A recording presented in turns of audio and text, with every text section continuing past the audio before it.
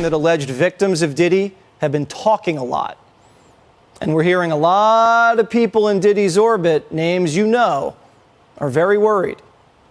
P. Diddy might be in New York right now, which I think probably would have thrown off the plan altogether. This was definitely very organized.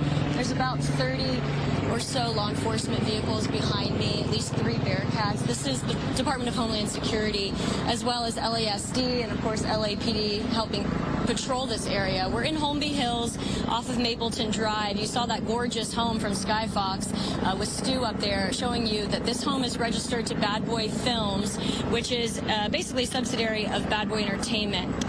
It's registered to that company, basically part of P. Diddy's company, and it's also registered to 2024. It's up for all of them. It don't matter if you Diddy or whoever you is. TG Jakes, any of them. All lies will be exposed. That's all. And anyone who takes that the wrong way, know why they take it the wrong. Maybe what Katt Williams said ended up being prophetic after all. So what is up with Puff Daddy? Well, apparently both of his homes have been raided. Now, guys, this story has been going on now for roughly the entire week, and a lot of people are bringing up all kinds of stuff. But I'm just going to tell you what I think is happening, not so much in the sense of just Puff Daddy. So make sure you guys stick around for the full video, because I do, in fact, think that this right here is a year or possibly a season where people are just starting to expose one another or roll over on one another. You just had this documentary come out on on the topic of children's television, Nickelodeon, Dan Schneider. By the way, if you type Dan Schneider into YouTube, you will get a lot of videos on Dan Schneider. That's all I'm going to say, because it seems to me that this guy has got a lot of dirt on him, a lot of theories, and of course, a lot of people are in fact talking about it. Now, how in the world did we get from Puffy to Dan Schneider? Well, here's how we got there. It's an election year. People get exposed. We have an extremely crazy news media cycle. And for a story like this right here to continue to run for a while, that right there would obviously tell you that something is up, or maybe a narrative is in fact being planted. Now, before we get started on this video, there's going to be a couple of updates at the very end. This right is going to be the first video of 2 that are going to come out on Friday. I don't plan on posting this weekend. It is Easter Sunday coming up. And of course, on Saturday, I'm probably going to be busy finishing off the touches on a project that's going to be released on Gear Issue 33. Hopefully in the next week, I'm re-uploading my Zulu project. Got to do some things, got to trim it down, whatnot. And I'm going to, guys, kind of put that up there. I'll leave a link in the description box for you guys. The thing is this right here, though. It looks like, obviously, the fact that it is an election year, seeing how it is you've got 2 political parties going at one another. Most of you guys who've been subscribing to my content know exactly where I lie on that. This right here is normal procedure. Things are going to come out. But people are wondering if this right here with Puff Daddy is, let's just say, a smaller piece to a much, much larger puzzle. And, of course, we have to go back and we have to look at exactly what was said, because people obviously keep sharing tweets. Tweets that I'm showing you now with videos involving 50 Cent saying, well, he kind of warned us of Puffy. There's also the one that's being circulated around of Puff Daddy apparently at a party, and apparently he's looking all paranoid and squirrely and stuff, and of course being ignored by Flavor Flav. A lot of people are pointing to this. A lot of people are also pointing to this one that that should be popping up here in a second, of Kanye West going off. Now, I would play the one with Kanye West, because Kanye West, quite frankly, is always entertaining to listen to, because you never know what you're going to hear. But of course, seeing how it is that the N-word and the F-word both were used repeatedly over a 35-second period, it's going to be kind of hard for me to bleep that stuff out. And quite frankly, I just ain't going to do that for the time being. I don't want to get removed, and I don't want to run the risk of getting removed at this moment in time, especially over that. The point is this right here. People are looking at Puff Daddy, and of course people are saying we've always known this about him, and some people are saying that we've been warning you about this. Well, we'll talk about that over the course of this video, but before we do that, let's take a look at this first news report that came out of L.A. Homes, L.A. residents by federal agents. This is a story that we broke here on Fox 11. Mario Ramirez is outside of his Holmby Hills home right now with the latest developments for us. Good morning to you. Good morning. Quiet right now, but it was a chaotic scene with federal agents rushing into the home here behind me. There were two separate raids, one here in this upscale neighborhood, the other in Miami, both connected to a federal sex trafficking investigation. Take a look. Fox 11 was the first to show you the raid here locally, led by Homeland Security, heavily armored federal agents making their way into the home on Mapleton Drive, associated with rap mogul Sean Diddy Combs and his production company, Bad Boy Films. Dozens of agents searched the property for hours, leaving with boxes of evidence. A similar scene at the Miami Beach property listed in his name as well. The properties raided in connection to a sex trafficking investigation, although Department of Homeland Security officials haven't named Diddy as the focus. The 54-year-old has been at the center of several sexual assault and sex trafficking allegations in the last year. That's something Variety's executive music editor has been covering extensively. Listen. Been rumors like this for years, for decades, about this kind of behavior from him. I don't know whether they're true or not. You know, yes, he could be an unpleasant person. That is widely available on video. A lot of really successful people can be. Innocent until proven guilty, one would hope. And you can see him here, this video from TMZ showing the hip-hop producer pacing outside of a customs office at a Miami airport after the properties were raided. And this was also after he was reportedly stopped and questioned by federal agents moments before. Coming back out here live to the raid that was here in Holmby Hills yesterday, we did see a few people being detained by authorities, reportedly Diddy's two sons, who were questioned and released. Reporting live here in Holmby Hills, I'm Mario Ramirez. Granted, that one right there played a little bit longer, of course, but now we need to take a look at the one that CBS posted, which, by the way, came out of Miami. Let's go ahead and roll this one. Homes following raids on two of his homes as part of a possible sex trafficking investigation. CBS's Carter Evans reports on what authorities may have been looking for. There was nothing subtle when federal agents conducted high-profile raids at two large properties in Los Angeles and Miami, owned by music mogul Sean Diddy Combs. Raids that tonight his attorney calls a gross overuse of military-level force. Why a simultaneous cross-country search? Oh, I think they wanted this to be a bit of a surprise. It's a big raid, and what they were going in was to try to find all types of evidence. There are two distinct images of Combs, the iconic performer and the one named in multiple lawsuits accusing him of everything from rape to sex trafficking. Last December, Combs posted a statement saying, "I did not do any of the awful things being alleged." The lawsuits so far have been in civil court. As for the latest searches, if it involves sex trafficking or drugs or weapons or other illegal behavior, it can easily go from a civil investigation to what we see now, a criminal investigation. TMZ published video, it says, was after the raids began. It showed Combs walking around Opa-locka Airport near Miami. A short time later, at the same airport, Miami-Dade police arrested Brendan Paul for drug possession.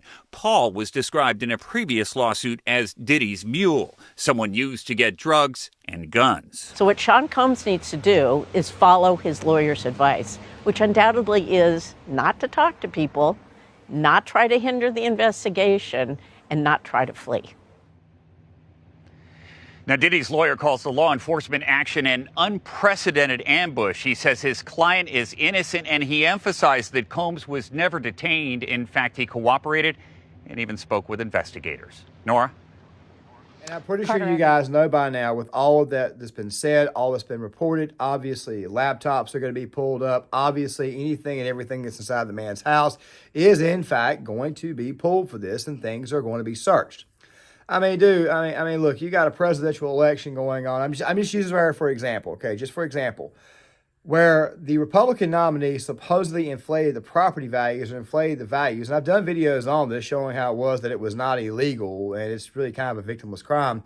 Jon Stewart goes on, makes a great big giant pitch like he always does on The Daily Show, because he's always going to attack the Republican nominee because he's on the left, just the way that it is. I may do a video on that at a later date.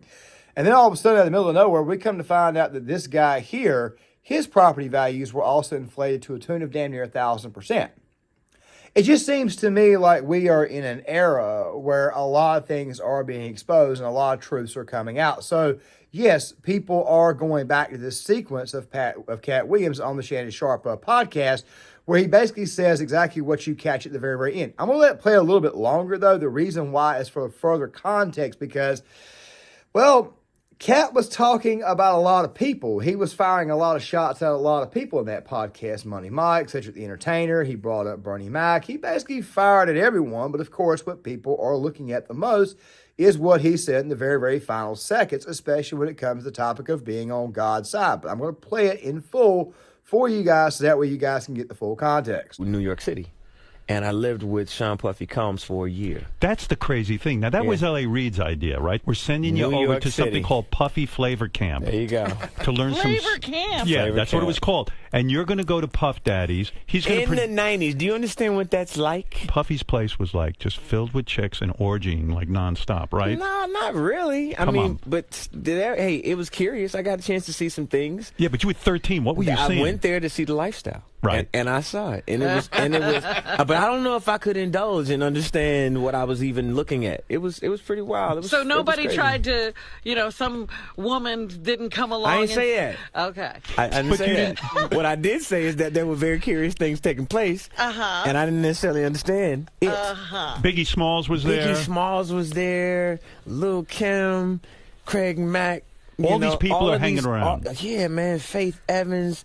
And your parents Jodeci, were Mary okay? J. Blige. They didn't know nothing about this shit. Oh. I was having a good time. You know what I mean? Does he have you doing any chores? Are you doing dishes at all? I mean, to keep you humble somewhat? Or are you just like, can you stay up till 4 in the morning with them and party? I mean, I could. I actually stayed up longer than them. And do you have money? What's going on? I mean, I had like per diem. I had like, what like a living. life. Yeah, it's pretty crazy. 14 years old. You're a dad now. Would you ever send your kid to Puffy camp? Hell no. Come to find out that what he was saying just may, in fact, be pretty daggone prophetic. But of all the tweets that people have been sending out of 50 Cent, like things, he doesn't even know what he's saying is like fruity. Incense has gone off. When people say that to me, I get a little uncomfortable. I get uncomfortable. Like he said something to me one time, a long time ago, at Chris Lighty's wedding. He told me he'd take me shopping. I looked at him like, what'd you just say? Let me move, man, before I do something. You're gonna make me mess up the wedding. Oh, that's a nice gesture. Let me get out of dude, you take me. That's what a guy says to him. I asked 50 about that. And he said you did the same thing to him. You asked him to take him shopping. Yeah. I thought he needed some clothes. What? I'm a nice guy. I don't think it says that much. Now, you keep hearing people say that celebrities have been warning us about Puffy for a long time. And let's just go ahead and be honest. Puffy's been around for a very long time. Now, you're probably thinking to yourself, why in the hell is this white boy who's clearly in his 30s talking about Puff Daddy? Well, because I grew up in that time frame where the East Coast, West Coast thing was going on. I was a 90s kid. I was born in the 80s. You can go ahead and classify me as late stage Gen X or early stage millennial, whichever one you want to do. I subscribe to the Gen X theory mostly, and I can provide maybe video, maybe an essay on why that's the case later on down the road if I talk about generations and stuff. I mean, like I said before, I am about to start doing some extremely deep stuff, but of course it's also an election year too, so I still want to keep videos like what I'm doing now out so that way people can be informed on what's going on. The point is this right here. It seems to me like this right here could in fact be, and of course there was a tweet that was put out by Candace Owens that said that she thinks that the FBI was going in there to go ahead and kind of start the cover-up operation because there's apparently somebody out there who's much, much bigger who's got something else going on. And of course, this topic has in fact been talked about on multiple occasions. It is possible that, of course, it may be Puff Daddy could be a sacrificial lamb for many, many others. So I do expect this situation to get much, much deeper going down the road. Now, the videos I'm going to be putting in the description box are the videos of all the people who were named in the investigation. All that type of stuff there. And the reason why I'm doing that is pretty simple. It's because it's a lot to go through. And, of course, they've got a lot more information than myself. I really just now got wind of this 2 days ago, even though the story has been going on apparently for over a week now. Apparently this has been going on for a while, and I don't think anybody should be surprised by what exactly is happening, especially given Puffy's past. But the thing about Puffy's past, it makes you almost wonder exactly how many others have been involved and how long, once again, it's been going on for. I think of all the people who have mentioned Puff Daddy, people who have talked about, I think the one clip that's been shared probably the most, which people I think are looking at the absolute least, is probably the one of Usher on Howard Stern because of what he said at the very end.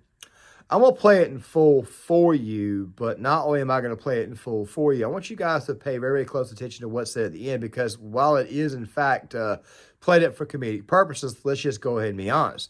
There's always truth in a joke. Anywhere.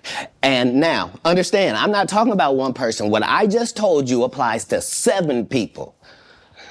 How they all end up with that. That's part of what you get. I came in this business saying I was going to expose. When I talked about Michael Jackson, when I talked about R. Kelly, they canceled me for these things because why would you talk about another black dude? Race is not where the line is drawn.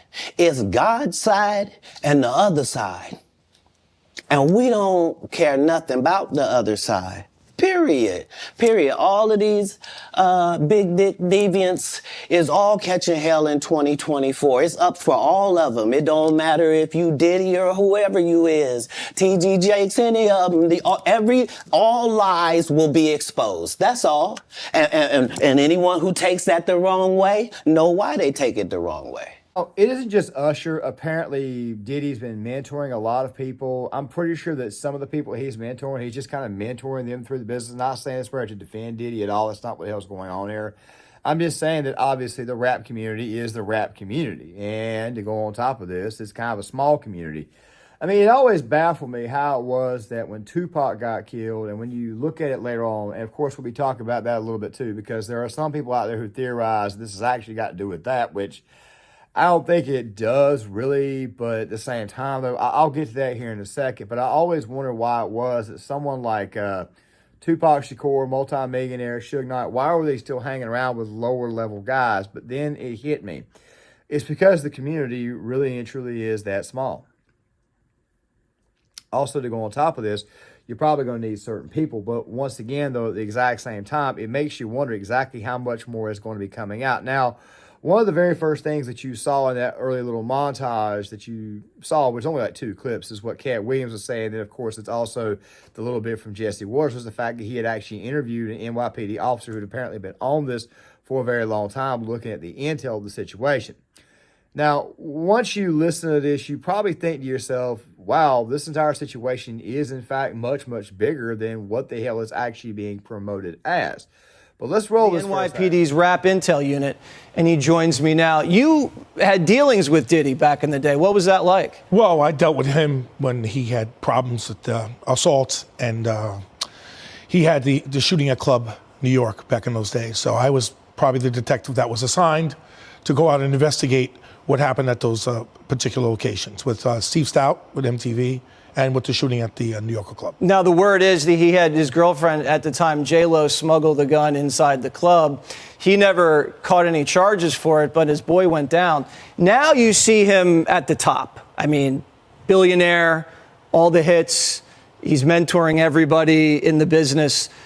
But there's some sinister things happening under the surface, according to this lawsuit. Did you see that coming? Yes. When I saw the payoff with Cassie, and I saw that come out and how that was quickly taken care of, I knew things were going to come after this.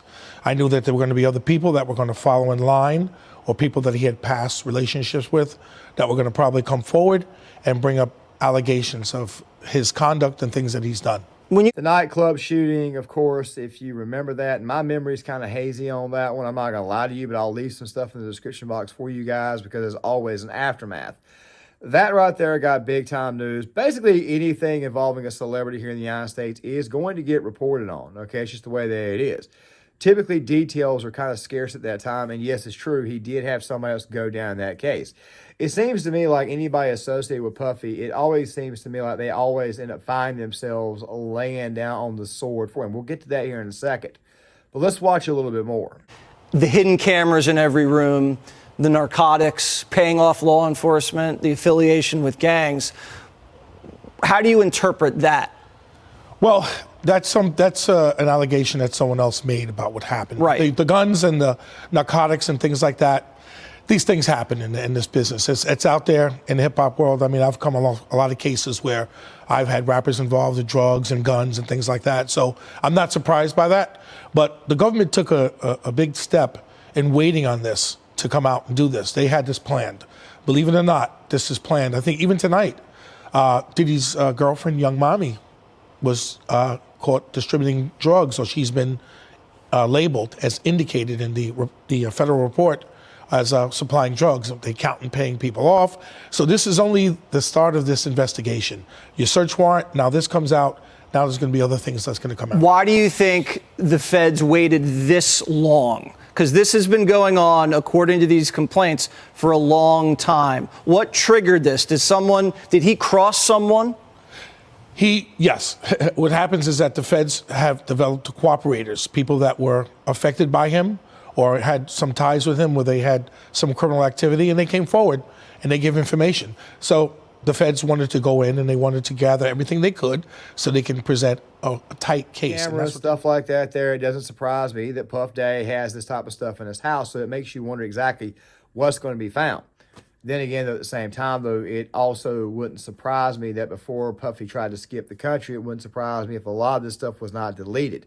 Of course, the FBI and, of course, all the other intelligence agencies, all the law enforcement agencies can find a way to get that type of stuff back. They're normally pretty good at doing that type of stuff, but still at the same time, it makes me think that something bigger is going on.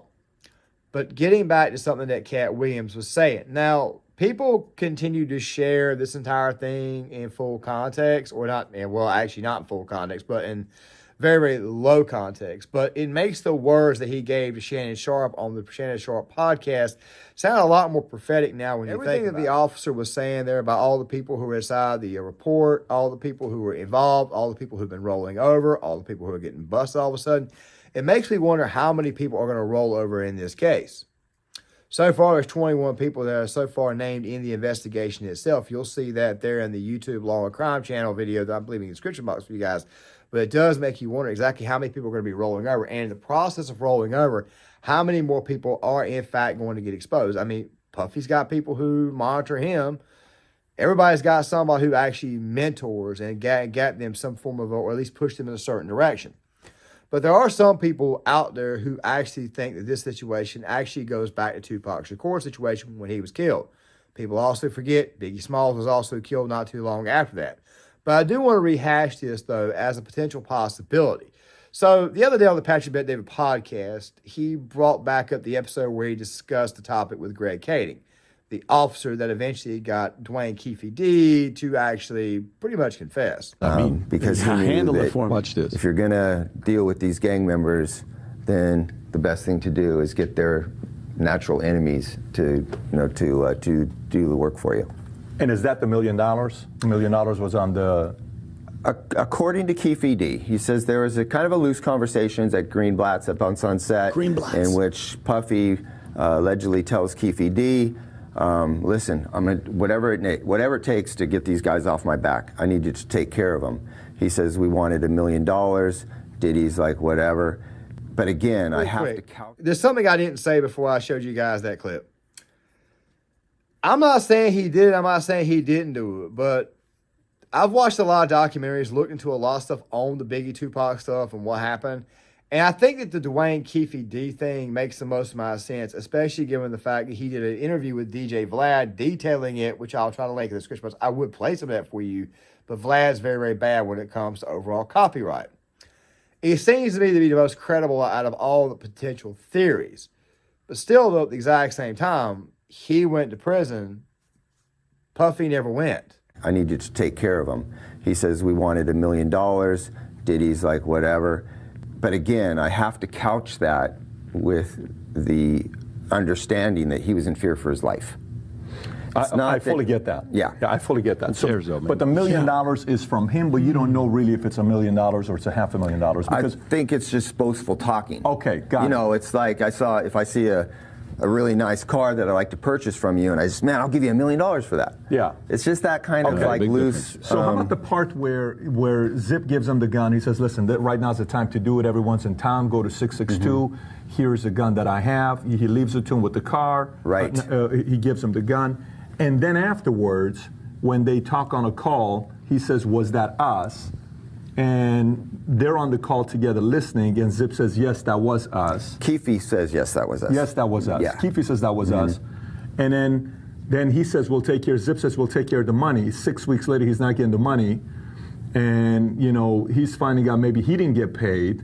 And then afterwards, he meets with an associate of P. Diddy, Puffy, saying, "Yeah, we did pay, but Zip kept it." And then when they met, is that all been So you see what happened, right? that maybe he did keep Whether the money? was kept or not, I don't think matters, okay? And I'll link the episode in the description box. But the thing is this right here. A lot of people, for good reason, are thinking that it is very possible that this right could be going back to that because, guy was recently put in jail. It's a possibility. Like I said, I didn't make this video to kind of theorize or everything. I made this video here for the most part to just simply ask the question, are more people going to get exposed? Are more people or more things going to come out on the situation? I'll probably cover the case at a later date, do a documentary or do a piece on it because, like I said, we're going to be going in a position, the direction of overall full-blown media criticism like a lot of other media criticism channels have where they do actual video essays, and I kind of want to do that. So, of course, some conspiratorial stuff is going to pop up in those videos. But it does make you wonder at this moment in time exactly what the hell is causing this. Now, me personally, I don't think that Dwayne Keefe D is what the hell is causing this. I don't think anybody on the inside is giving, well, let me back up for a second. I don't think anybody in particular that's on the inside that's been locked up on the inside is leaking information. But probably a bunch of people that are leaking information.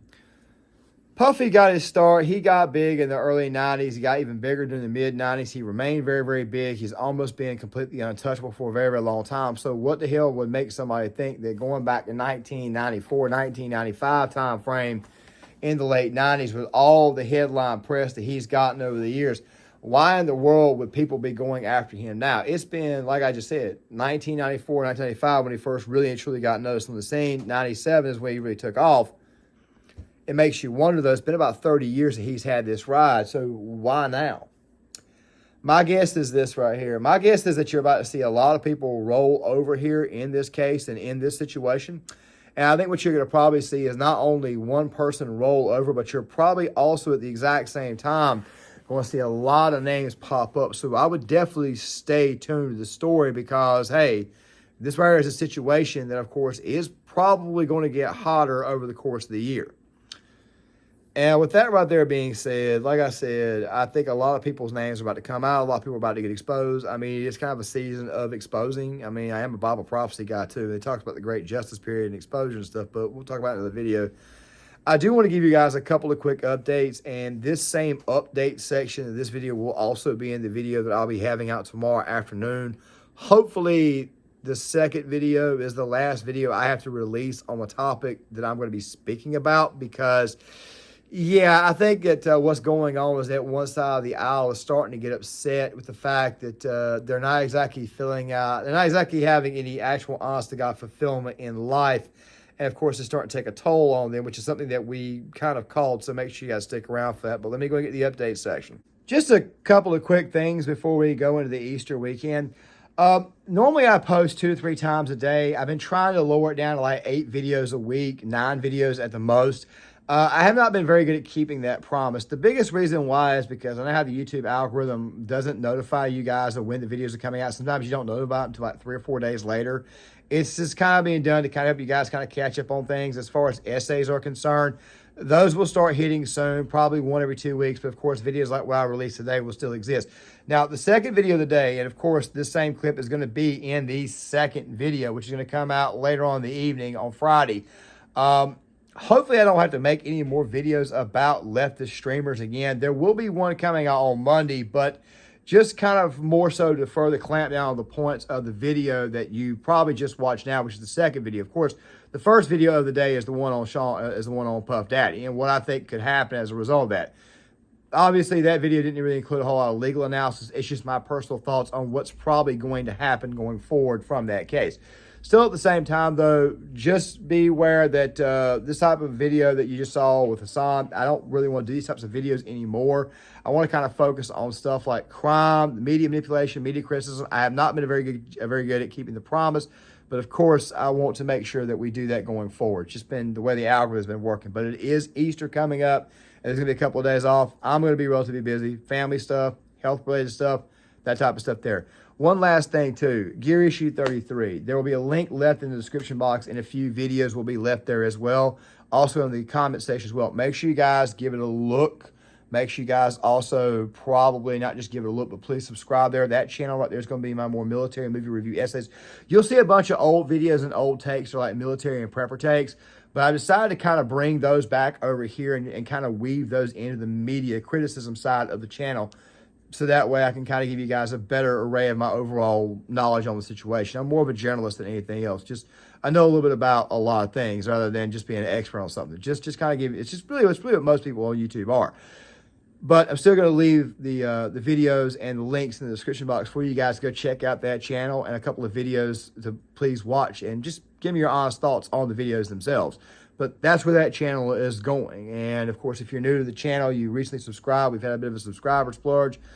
Thank you once again for subscribing. Please leave a comment. I want to hear what you guys' thoughts are. Please hit the like button, subscribe, share the video, sound off in the comment section, and I'll see you guys later. Happy Easter too. Now I'll see you guys later.